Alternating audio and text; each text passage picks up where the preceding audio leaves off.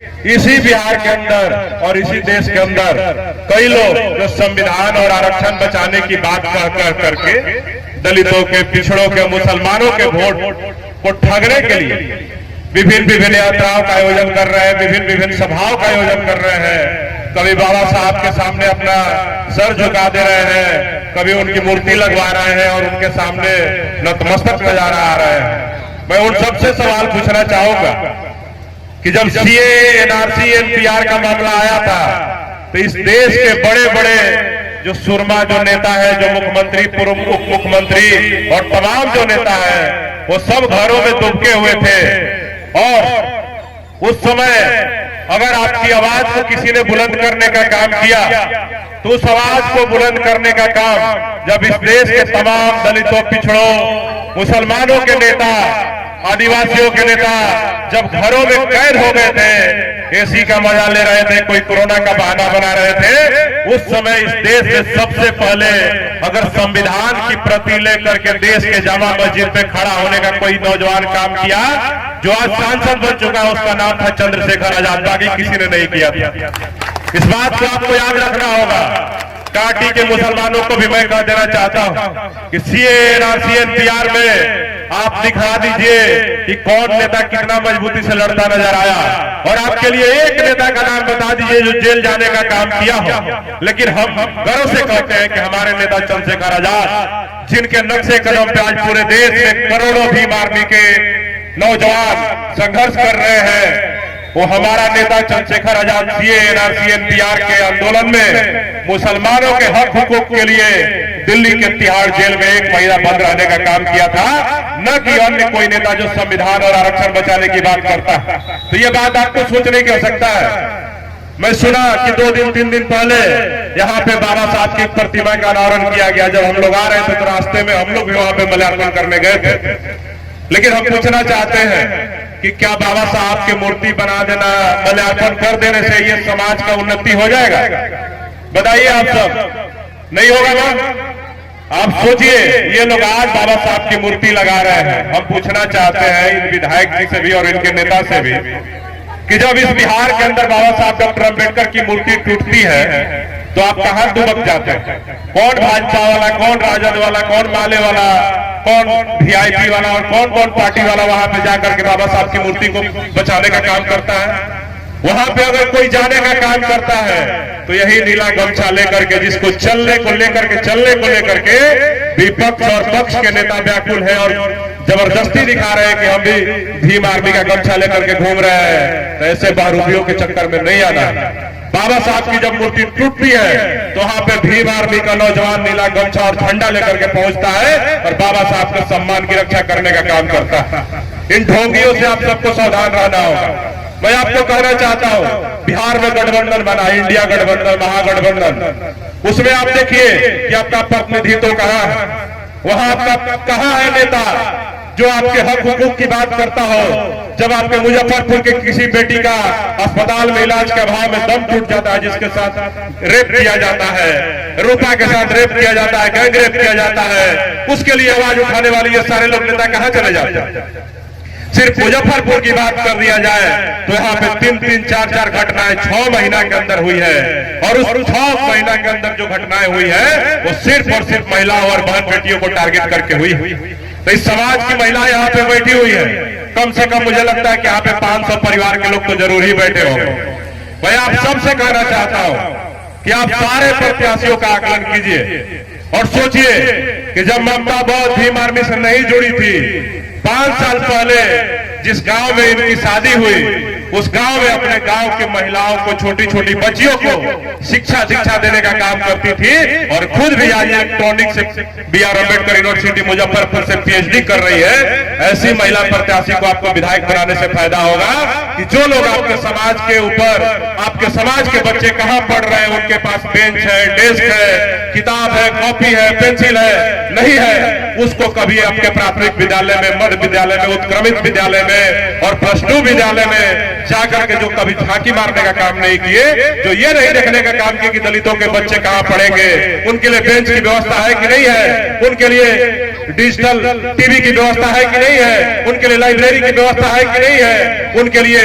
अच्छा वहां पे किताब, कॉपी, पेंसिल की व्यवस्था है कि नहीं है, उनके पास ड्रेस है कि नहीं है। वैसे लोगों को अगर आप विधायक बनाने का काम करेंगे तो मैं फिर कहता हूं कि फिर आपको वही 5 साल गुलामी का जीवन मिलेगा। और जब चुनाव नजदीक आएगा तो हो सकता है कि इस बार बाबा साहब अम्बेडकर की एक मूर्ति बैठाई गई है, अगली बार आपकी वोट को ठगने के लिए हर प्रखंड और हर पंचायत में मूर्ति लगवा देंगे। लेकिन हम पूछना चाहते हैं, बाबा साहब डॉक्टर अम्बेडकर भी मूर्ति के बड़े विरोधी थे। वो कहते थे कि हमें मूर्तियों में नहीं फंसना चाहिए, हमें हमारे विचारों को पढ़ो, हमारे किताबों को पढ़ो, और जब हमारे विचार को, किताब को पढ़ लोगे तो मैं आपको कहता हूं कि इसी महिलाओं की भीड़ में से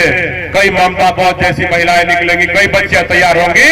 और एक एक घर से ममता बोध जैसी बेटी निकल करके BR Ambedkar university, Patna university और सेंट्रल यूनिवर्सिटी में जाकर के, दिल्ली यूनिवर्सिटी, JNU में जाकर के बच्चियां PhD करेगी। तो आपको समझने की आवश्यकता है कि आपको सेंट्रल यूनिवर्सिटी में अपने बाल बच्चों को पढ़ाना है कि वही टूटे हुए डेस्क, टूटे हुए बेंच और जहां पे किताब कॉपी भी नहीं है, लाइट की व्यवस्था नहीं है, पंखा की व्यवस्था नहीं है, वैसी ही व्यवस्था में अपने बच्चों को पढ़ाना है। इस बात को आप अगर नहीं समझेंगे तो मैं बता देता हूं कि आपके समाज के वोट को ठग करके यही जो ठेकेदार लोग जो आपके समाज के ठेकेदार बन गए, ये लोग फिर से वोटों को ठगेंगे और घरों में जाकर के बैठ जाएंगे। मैं यहां बैठा हूं, आज से ही बिहार में नेता प्रतिपक्ष का एक कार्यक्रम चालू हुआ, वो बिहार यात्रा कर रहे हैं, बिहार बचाओ यात्रा या कौन सा यात्रा कर रहे हैं। आपके घर में AC लगा है कि नहीं लगा है, पंखा लगा है कि नहीं लगा है, हमको नहीं पता, लेकिन जिस बस से वो यात्रा कर रहे हैं उस बस की कीमत आप जाकर के देख लीजिए, कम से कम 3 करोड़ रुपए के बस पे तेजस्वी यादव जी यात्रा निकाल रहे हैं। अब सोचिए, हम सवाल पूछना चाहते हैं आप सबसे,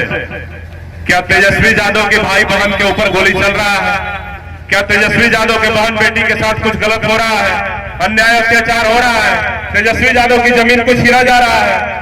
या तेजस्वी यादव के परिवार पे किसी तरह का सामंती, जातिवादी, मनुवादी ताकतों के प्रहार के बदौलत उनको नीचे दिखाने का काम किया जा रहा है? नहीं किया जा रहा है। आपके ऊपर अत्याचार हो रहा है, आपके भाई की हत्या हो रही है, आपके भाई को गोली मारा जा रहा है, आपके नौजवानों को जेल में बंद किया जा रहा है, आपके गाड़ियों को थाना में बंद करके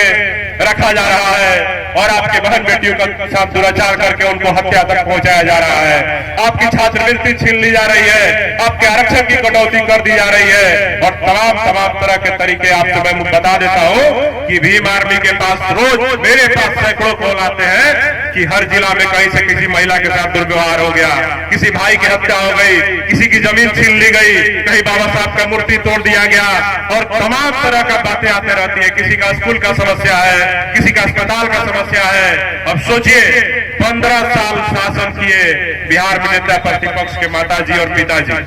लेकिन बिहार में ना स्कूल की स्थिति सुधरी, ना अस्पताल की स्थिति सुधरी और फिर से 20 साल ये चाचा जो पलटू कुमार, नीतीश कुमार जी हैं, ये 20 साल शासन किए। 35 साल कम होता है क्या? भारत की आजादी को हुए अभी 78 वर्ष हुए हैं, जिसमें आधा तो इन्हीं लोगों ने जो तथाकथित पिछड़ों के मसीहा बन करके बिहार में घूम रहे हैं, जो कभी JP का अनुयायी बताते हैं, कभी कर्पूरी का अनुयायी बताते हैं, कभी जगदेव प्रसाद का अनुयायी बताते हैं और जब से भीम आर्मी का उदय हुआ है सब लोग बाबा साहब के भी अनुयायी बन गए हैं। पहले तो बाबा साहब अम्बेडकर की उनके कार्यालयों में तस्वीरें नहीं हुआ करती थी, वहां पे अम्बेडकर जयंती तक नहीं मनाया जाता था, लेकिन भीम आर्मी का ताकत और प्रभाव हमारे समाज के नौजवानों की जागरूकता ने आज सबको मजबूर करने का काम किया है कि वो अपने कार्यालय में बाबा साहब अम्बेडकर की तस्वीरें लगा रहे हैं, उनकी जयंतियां मना रहे हैं। ये ताकत भीम आर्मी ने बनाया है, न कि किसी और ने बनाया। हमारे समाज के नौजवानों ने जो अपने प्राणों की आहुति दी है, हम सबके बीच में बैठे हुए हैं। भीम आर्मी के सम्मानित राष्ट्रीय प्रमुख महासचिव बड़े भाई कमल सिंह वालिया जी, जो बिहार के प्रभारी भी हैं, मैं जब इनके संघर्षों को देखता हूं ये चंद्रशेखर आजाद जी के साथ जेल में भी रहे, और जब ये जेल में ही थे तो इनके भाई की हत्या कर दी गई जातिवादियों मनुवादियों के द्वारा। और इन्होंने हमेशा कहा कि भाई इसी संगठन के अंदर मैं मरूंगा, चाहे कुछ भी हो जाए। मैंने अपने समाज के लिए, अपने संगठन के लिए अपने भाई अपना खून दिया है, मैं इस समाज और संगठन को छोड़ नहीं सकता हूं। ऐसे लोगों के कुर्बानियों से भीम आर्मी का निर्माण हुआ और इस कुर्बानियों को हम जाया नहीं जाने देंगे। मैं आप सबको कहना चाहता हूं कि ये कांटी विधानसभा क्षेत्र में अगर आप सब ने अपनी शक्ति को पहचान लिया, यहाँ पे तमाम परिवार के लोग बैठे हुए हैं, हमारे बड़े छोटे भाई हैं, बुजुर्ग हैं, माताएं हैं, बहनें हैं, अगर आप सब ने आज के बाद ममता बौद्ध का अगर प्रचार और प्रसार करना शुरू कर दिया तो मैं दावे के साथ कहता हूं कि कांटी विधानसभा क्षेत्र में हम लोग एनडीए गठबंधन और इंडिया गठबंधन दोनों का नकेल कसने का काम करेंगे। अगर आप नहीं समझे तो मैं आपको कह देना चाहता हूं कि 15 साल तो पिताजी और माताजी की सरकार में आपने देख लिया बिहार का अस्पतालों का, स्कूलों का, सड़कों का क्या हाल हुआ। 20 साल नीतीश चाचा का भी सरकार आप सबने देख लिया। अब जब चुनाव आ गया है तो नीतीश जी भी तरह तरह की घोषणाएं कर रहे हैं, कभी बिजली बिल माफ कर दे रहे हैं, कभी महिलाओं को 10,000 देने का वादा कर दे रहे हैं। अब बताइए कि बिजली बिल माफ हो जाने से, 10,000 दे देने से क्या हमारे जीवन में परिवर्तन आ जाएगा? नहीं आएगा। तो ये परिवर्तन लाने के लिए आपको हर प्रमंडल में पटना के एम्स जैसे अस्पताल बनवाने के लिए, पीएमसीएच जैसे अस्पताल बनवाने के लिए, आईजीआईएमएस जैसे अस्पताल बनवाने के लिए और पटना यूनिवर्सिटी, पाटलिपुत्रा यूनिवर्सिटी जैसे यूनिवर्सिटी बनवाने के लिए अगर आप सबको चाहत है तो ये जो चाचा भतीजे का जो जोड़ी वाला सरकार है और ऐसे लोगों को औकात दिखाने की आवश्यकता है। अगर नहीं दिखाएंगे तो मैं फिर कहता हूं कि अभी भी बिहार में आप नाम बता दीजिए कि 10 दलितों के नेता का आप नाम बताइए जिसको पूरा बिहार जानता हो, जो समाज के हर मुद्दे पे लड़ता हो, भिड़ता हो। नहीं बता सकता। जिस समाज के पास 10 नेता नहीं है, सदन में बोलने वाला 10 विधायक नहीं है, वो समाज सोच रहा है कि हमें हमारा हक अधिकार जो है सब सुरक्षित रह जाएगा और बहुत ही प्यार से हम सबको मिल जाएगा। सब्सक्राइब करें हमारा चैनल प्रकाश न्यूज लाइव और दबाए बेल आइकन हमारे खबर सबसे पहले देखने के लिए।